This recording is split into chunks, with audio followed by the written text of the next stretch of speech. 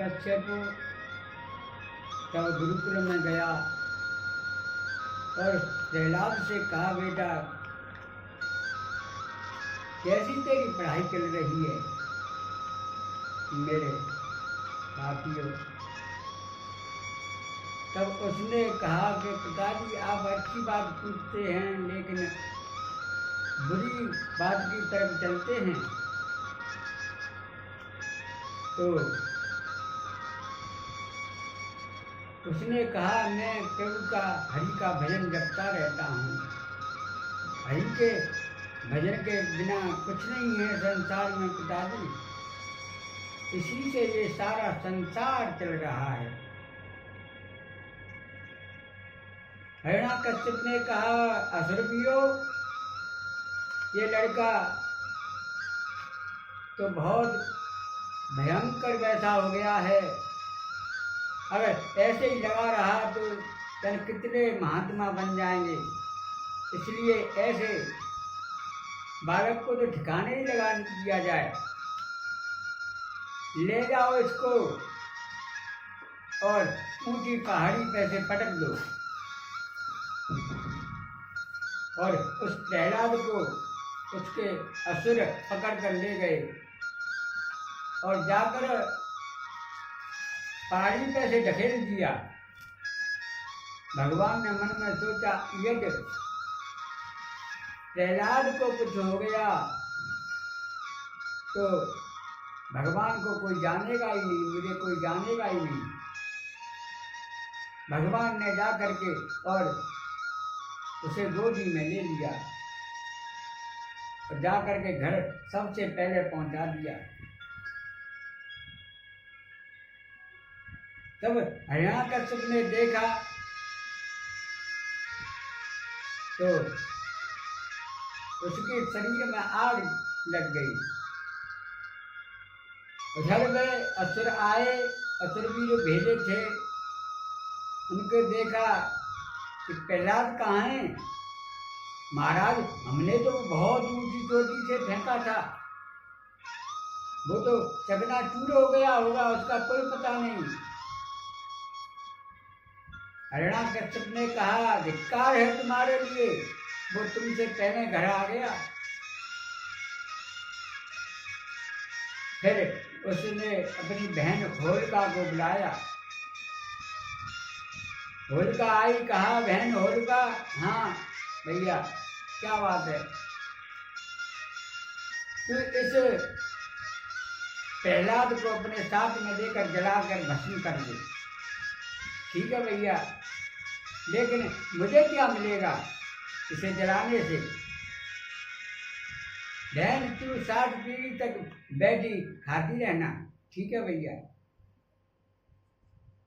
बहुत बड़ी विशाल चिता बनाई और उसमें होलिका ने प्रहलाद को बिठा दिया और अग्नि जला दी गई।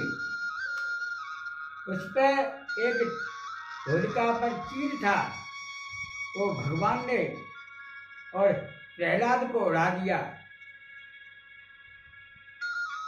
और होलिका जलकर राख हो गई, भस्म हो गई, लेकिन प्रहलाद का कुछ नहीं बिगड़ा। और नगर में बड़ी खुशी मनाने लगे कि प्रहलाद बच गया। आपने देखा होगा कि होली वाले दिन रंग गुलाल से मनाते हैं कि हमारा प्रहलाद बच गया, और दूसरे दिन राक्षस अपनी कीचड़ मट्टी से खेलते हैं। इधर दूसरे दिन हिरण्यकश्यप ने कहा कयादू से, उसकी माँ से, कयादू इसको अपने पुत्र को जहर दे दे। बन गई, नहीं नहीं स्वामी, मेरा पुत्र है छोटा, मैं कैसे इसे जहर दे दूँ? नहीं नहीं, अगर तूने जहर नहीं दिया तो तू जिंदगी नहीं बचेगी। तो भोजन में मिलाकर और कयादू ने अपने पुत्र को जहर खिला दिया और कहा, बेटा कैसा लगा? अरे माँ, तू खाना तो रोज बनाती, पर ऐसा स्वाद आज है, ऐसा आज तक मैंने नहीं खाया, बड़ा आनंद आया है। फिर भी बच गया। फिर हिरण्याकश्यप को बड़ा क्रोध आया और कहा, असुरों से जाओ, इसको समुद्र में फेंक दो। इधर प्रहलाद को लेकर असुर चले गए और जाकर समुद्र में फेंक दिया। भगवान बड़ी हिसाब से उसे मत्स्य बनकर आया और बिठाकर और पार से लगा दिया। उनसे पहले प्रहलाद घर आ गया। तब हिरण्याकश्यप ने देखा तो भयंकर क्रोध में भर गया हिरण्याकश्यप और कहा, असुरवीरो, ये तो कोई षड्यंत्र रच रहा है मेरे लिए। और अपने भवन में बैठा हुआ था और उसने खम्भे को बिल्कुल गर्म करवा दिया लाल। उससे कहा प्रहलाद से, असुरों से कहा, इसे लपेट दो, इससे जलकर भस्म हो जाए। तब यह देखा तो भगवान एक चैंटी का रूप धारण करके उस खम्भे पर चलने लगे। प्रहलाद ने देखा कि तब ये चैंटी नहीं जल रही है तो मैं कैसे जल जाऊंगा। और प्रहलाद ने जाकर उस खम्भे की जेठ भर ली, लेकिन प्रहलाद का कुछ नहीं बिगड़ा। तो हिरण्याकश्यप को और भयंकर क्रोध आ गया और कहा, प्रहलाद, हाँ पिताजी, क्या बात है, तेरा भगवान कहाँ है? इस खम्भे में भी है? हाँ हाँ पिताजी, इस खम्भे में भी है मेरा पिता परमात्मा। तब हिरण्याकश्यप ने गदा उठा करके उस खम्भे में मारी भयंकर जोर से और खम्भा फटकर चकनाचूर हो गया और नरसिंह भगवान प्रकट हो गए। उसका इंसान का शरीर था और शेर का मुखारबिंद था।